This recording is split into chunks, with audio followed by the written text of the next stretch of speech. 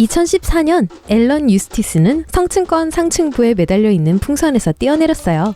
그는 초음속까지 도달했고 어느 순간 자유비행에 대한 통제를 잃었던 적도 있어요.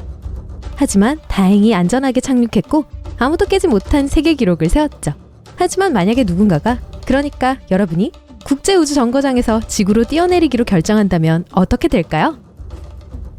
여러분은 기록을 깰 묘기를 준비하고 있어요. 우주복을 입고 있는데 땅 위에 그렇게 높은 곳에선 숨 쉴 수 있는 공기가 없기 때문이에요.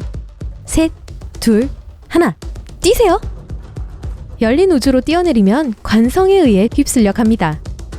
국제우주정거장은 그냥 거기 떠 있는 게 아니에요. 제트기보다 더 빠른 놀라운 속도로 움직이고 있죠.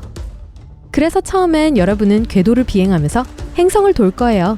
중력은 여러분이 지구로부터 멀리 날아가는 걸 허락하지 않지만 속도를 늦추고 대기를 통해 떨어지기 위해선 적어도 2년을 기다려야 할 거예요. 다행히도 우주복에 추진 엔진이 내장되어 있어서 엔진을 켜고 관성의 힘에 대항하여 방향을 향하게 하죠. 진짜 자연낙하를 하고 여러분과 나란히 궤도에 떠있는 우주 파편들을 피하기 위해 속도를 늦춰요. 마침내 엔진을 끄고 이제 진짜로 떨어지기 시작할 거예요. 굉장히 빠르게 엄청난 속도로 가속이 되면서 순식간에 음속의 벽을 깼어요. 이곳의 기온은 매우 춥지만 대신 수트에서는 고온 경고가 들어오고 있어요. 날아가는 수트에 대한 공기 분자의 마찰은 1650도 이상의 열을 발생시키기에 충분하거든요. 만약 그 수트가 철로 만들어졌다면 바로 녹아버릴 거예요. 동시에 가속 때문에 약 8G의 압력을 견뎌야 해요. 그건 지상보다 8배 더 높은 수치입니다. 비교하자면 제트기 조종사들은 5G를 견디도록 훈련받아요. 공기 저항도 여러분에 맞서죠. 슈퍼수트가 아니었다면 그 학력에 여러분은 산산조각이 났을 거예요. 열, 압력, 그리고 항력은 정확히 소행성이 지구 대기권에 진입할 때 온전히 들어올 수 없고 자주 조각조각 떨어져 나가게 만드는 장본인이에요. 그 층을 통과하면서 점차 느려집니다. 하지만 높이와 초기 가속이 너무 강해서 여전히 음속의 3배의 속도로 움직이고 있어요. 낙하산을 펼치게 추력 엔진을 다시 켜야 해요. 1km 떨어진 곳에서 바로 그렇게 해서 마침내 평화롭게 땅으로 내려오죠. 휴! 그거 재미있었네요. 더 하고 싶어요. 다른 행성은 어떨까요? 만약 금성의 하늘에서 뛰어내린다면 지구와 거의 같은 중력을 느낄 수 있을 거예요. 그래서 항력과 압력은 처음에는 상당히 비슷합니다. 하지만 열기는 매우 다를 거예요. 금성의 대기권 위에는 행성 표면을 견딜 수 없는 온도로 가열하는 빽빽하고 영원한 산성 구름이 있어요. 그것을 통과한다는 건 수트가 산성으로부터 여러분을 보호한다는 걸 고려하면 지구 대기를 통과하는 것의 2배의 열기를 경험하게 될 거예요. 그리고 마침내 지상 1km 높이에 다다랐을 때 열에 강한 낙하산이 필요해요. 왜냐하면 주변의 공기 온도가 430도거든요. 그래도 놀랍게도 연착륙하게 될 거예요. 대기 밀도는 지구와 비슷하지만 엄청난 기압에도 불구하고 실제로는 활공에 영향을 미치지 않아요. 그래서 그을린 불타고 타버린 행성의 땅을 안전하게 밟을 수 있을 거예요. 물론 온 금성에서 불어오는 끊임없는 허리케인 바람을 타고 활공하는 방법을 찾았다면 말이죠. 좋아요. 화성은 어때요? 여기는 지구나 금성보다 대기의 밀도가 훨씬 덜하기 때문에 자연낙하는 훨씬 덜 재미있을 거예요. 더 낮은 고도에서 뛰어내려야 하거든요. 만일 그렇게 하지 않으면 붉은 행성에 착륙하지 못할 거예요. 그곳의 중력이 충분치 않을 것이기 때문이죠. 비록 화성에서 음속 장벽에 훨씬 빠른 속도로 도달해도 공기 분자들이 너무 멀리 떨어져 있어서 서로 부딪혀 음파를 만들어내기 위해선 더 멀리 가야 합니다. 착륙하는 것도 쉽지 않을 거예요. 공기가 희박해서 보통의 낙하산을 받치기엔 충분하지 않기 때문에 기본적으로 조금 천천히 낙하할 거예요. 약간 위안이 되네요. 약간의 안전한 활공을 위해 낙하산의 표면적이 더 넓어야 해요.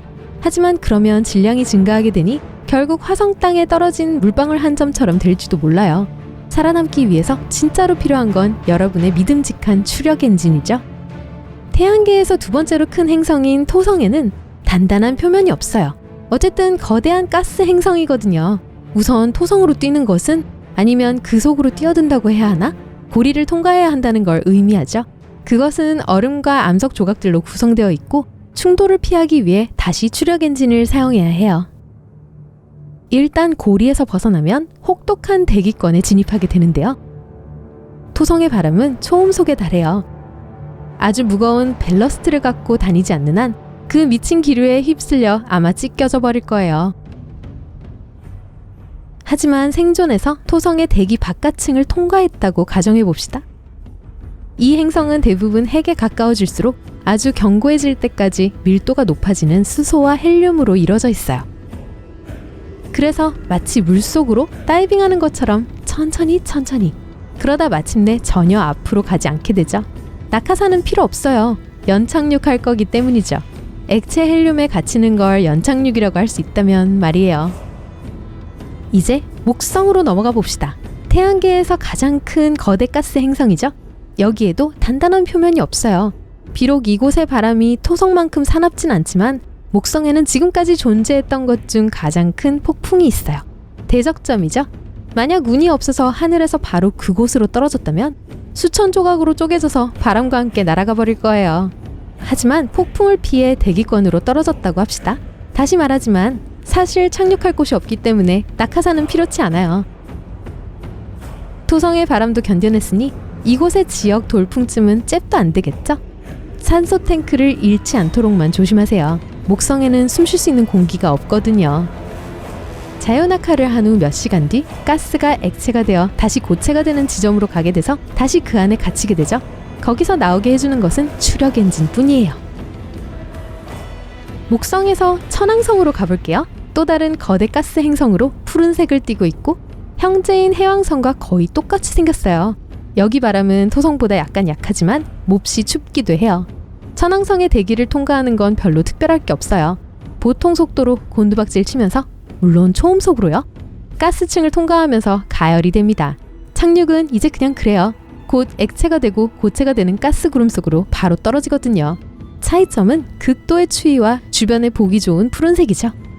해왕성은 거대 얼음 덩어리지만 속지 마세요. 여기도 가스로 되어 있어요. 얼음 덩어리라고 불리는 건 이곳의 온도가 절대 0도에서 절반 정도이기 때문이죠. 그래서 해왕성의 대기를 통과해 표면에 떨어진다면 실망스러울지도 몰라요. 뼛속까지 얼어붙은 후에 몸을 녹여줄 어떠한 마찰도 없을 테니까요. 그러면 행성의 핵을 둘러싸고 있는 고형가스에 도달할 수 있겠지만 여러분은 이미 고드름이 되어 있겠죠? 드디어 이런 모든 불상사에 대한 보상으로 낙하하기 가장 흥미로운 행성으로 가볼게요. 타이탄이에요. 토성의 천연위성이기 때문에 사실 행성은 아니에요. 두꺼운 대기와 약간의 중력 덕분에 이 위성은 글라이딩과 낙하에 완벽합니다. 큰 불편 없이 자유낙하를 즐길 수 있고 급하게 낙하산을 펴지 않아도 되고 위에서 바위 행성의 광경에 경탄할 수 있거든요.